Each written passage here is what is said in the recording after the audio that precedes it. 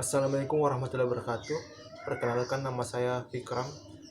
Ini 4251809, kelas 2A dan 43J. Baiklah, di sini saya akan menjawab beberapa pertanyaan dari materi switching konsep sebagai berikut.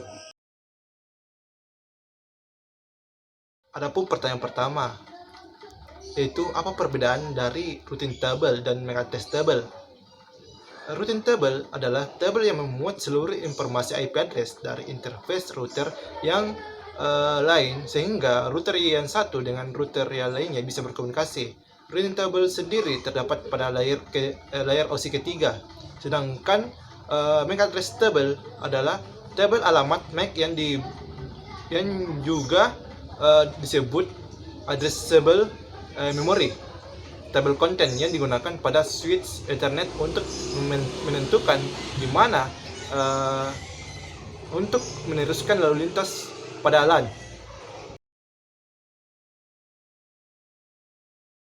Baik, pertanyaan kedua itu, bandingkan dua metode penerusan frame data pada switching, store and forward dan fragment free.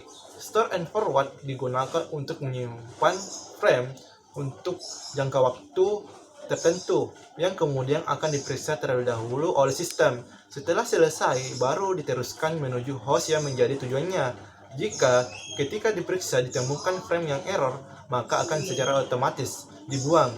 Sedangkan fragment free adalah bentuk modifikasi cut through switching yang sebagian mengatasi masalah ini dengan memastikan bahwa fragmen tabrakan tidak diteruskan.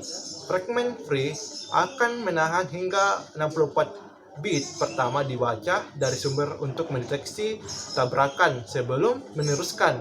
Ini hanya berguna jika ada kemungkinan tabrakan pada port sumber.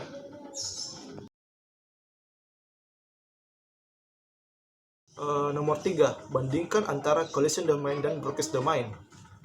Nah, collision domain adalah segmen jaringan yang dihubungkan oleh media bersama atau melalui repeater tempat paket data saling bertabrakan saat dikirim.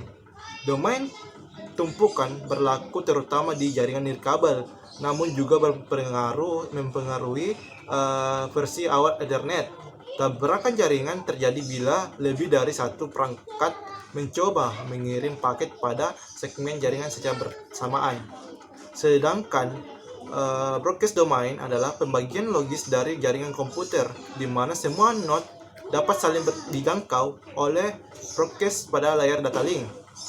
Domain broadcast bisa berada dalam segmen LAN yang sama atau bisa dijembatani ke segmen LAN lainnya.